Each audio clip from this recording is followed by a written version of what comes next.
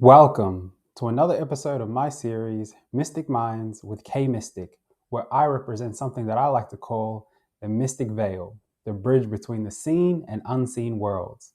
Today, this episode will be Archangels' work life. So, what are archangels? Archangels are among the highest ranking angels in existence. They enforce the laws and rules of creation and the universe on behalf of the Creator. They are not just regular helpers, they are the executives of divine order. The name itself means chief angel in Greek.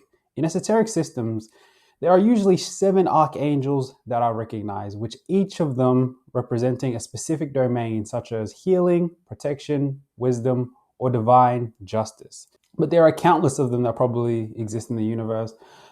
The way I like to think about spirituality or, anything that is celestial or divine in nature is that majority of us probably on earth probably know a very, very, very small percentage of what actually is going on or what reality would be in a higher dimension or a higher world. In some of our spiritual texts, we only get some of the names, but in reality, there's probably populations and populations of them or whole universes of just different types of beings. For example, angels. If you were to think about Earth and our population of humans having 8 billion humans, right? When you think of archangels, you probably think about it almost like a corporation, to where there probably wouldn't be only 7 of them, but in a large corporation, there's tens of thousands of people worldwide, different departments, different capital cities around the world, and all have different branches of this corporation. That's how I would think about these higher dimensional beings. There's probably a lot of them that we probably don't know about, not just the ones that are in text or named. They are described in various texts as beings of pure light and divine intelligence. They carry direct authority of the Creator and can operate across all dimensions. Yes, so the archangels are the beings that are said to report directly to the Creator. And these are the beings that ensure that whatever the Creator wants happens in the universe. And it happens when they want it to happen. And nothing stops it, right? If you look at the story of creation, there was the Creator, then there was angels that decided to leave. Now, if they were to maintain the same power level, just reversing to the dark side or the destructive side of the universe, then these are the type of beings that would stop or try to influence things from happening in creation. Where do they live and operate? Archangels are said to operate across any dimension, but are most commonly associated with the higher planes, the dimensions through 7 to 9, and beyond, what people call the overworld. So, Brother Yosef, a spiritual teacher on YouTube, he likes to talk about how there are dimensions that exist from dimension 1, which would be like the first dimension, like the recycling level of the universe. Dimension 2, the underworld, the lower astral. And then 3 would be the physical plane. And then 4 would be the fourth dimension, the astral plane. 5 would be the solar worlds, right? The higher dimensions. And then 6 would be the celestial realms, even though there's celestial realms in the fifth dimension. And then the 7th would be where the angels or some higher level deities would operate. And then from 9 and above would be the overworld, the inconceivable, the stuff that we probably, or no, not probably, all of us probably wouldn't know a clue about what's happening because there's no language or explanation to these type of existences that are beyond our comprehension. In Kabbalistic tradition, the archangels are mapped to the tree of life, each governing a specific sephira or energy sphere. Each position reflects the domain of creation that they're responsible for maintaining. Now, I don't know much about the Kabbalah, but each angel is representative of each sphere. I actually have this, and it has something similar, even though I don't think this is Kabbalistic, but it definitely is, but it has names of different archangels on it. Now, who are the archangels in relation to astrology? So this is one of the main reasons why I wanted to make this video, is because I thought about this, right? In esoteric systems, archangels rule over particular planets and energies associated with them, based on the time, day, planetary hour. These beings govern what energies enter and leave the planet and ensure that creation runs as it should. Planetary magic is built entirely within this framework. So when you look at different magical systems and it says you need to do this on this time, on this date, this is based off astrology and different energies that would be hitting the planet at any particular time. And the energy from your spell, ritual, or practice would be influenced by this energy. This energy is being, I wouldn't say manipulated, but enforced by an archangel that rules over that planet. So for example, Mercury. Mercury would have an archangel that rules over this planet that ensures that the energy from this planet is being hit onto Earth at a specific time. Almost like a job, right? So that's why I called it Archangels Work Life, because a lot of these beings, they actually are technically busy, even though time doesn't exist and they could exist at multiple different places at one time. They're actually essentially in spiritual esoteric framework, they're always doing something. That's why I call it work life, because technically they're not just, in the heavens and singing and, waiting for someone to call out for help. They're actually doing stuff. I have this book here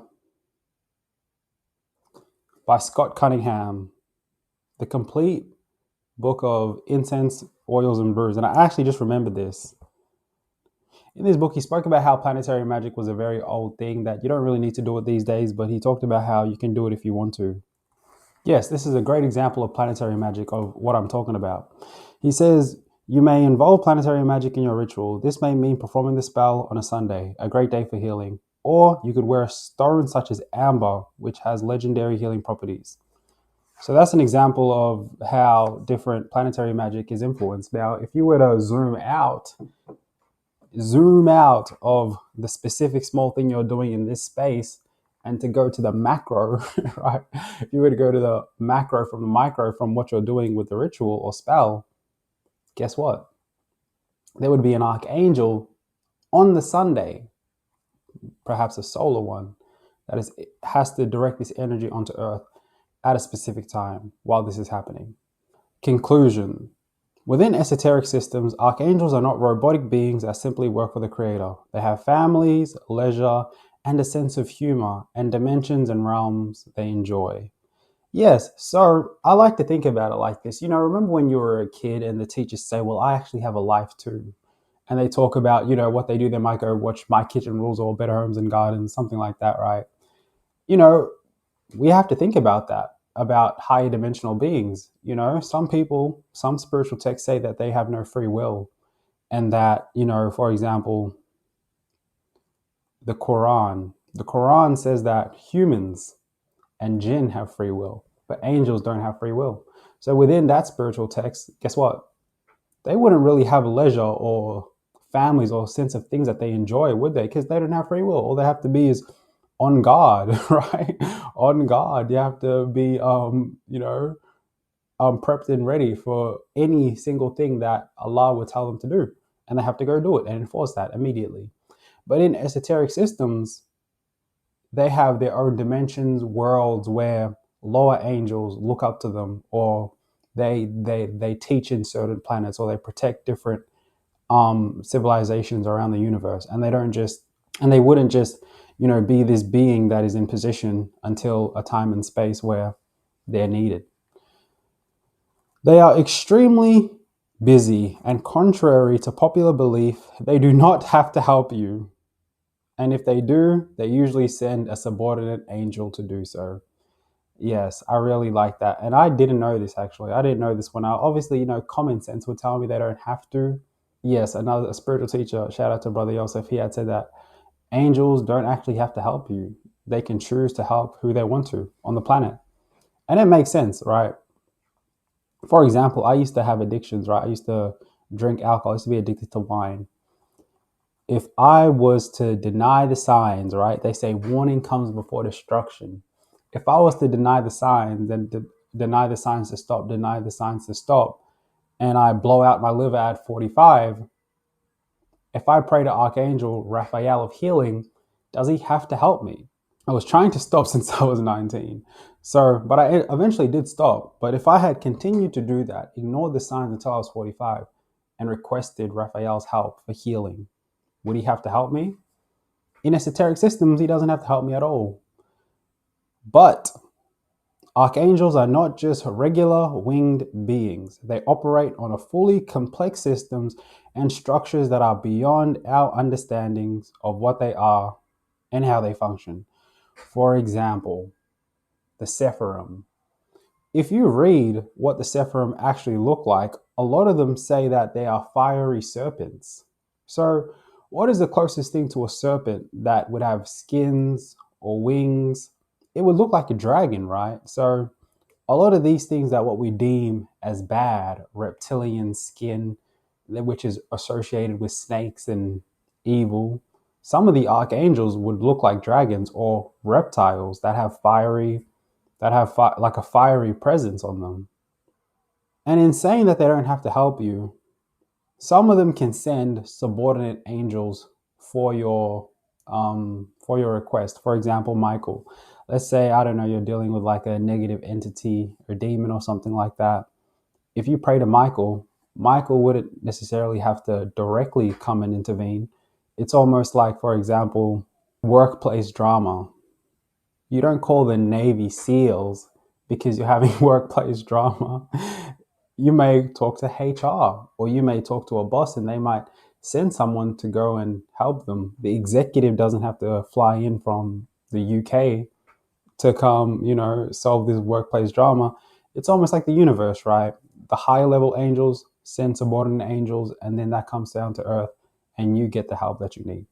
But the best help, remember, guys, the best help is learning how to help yourself.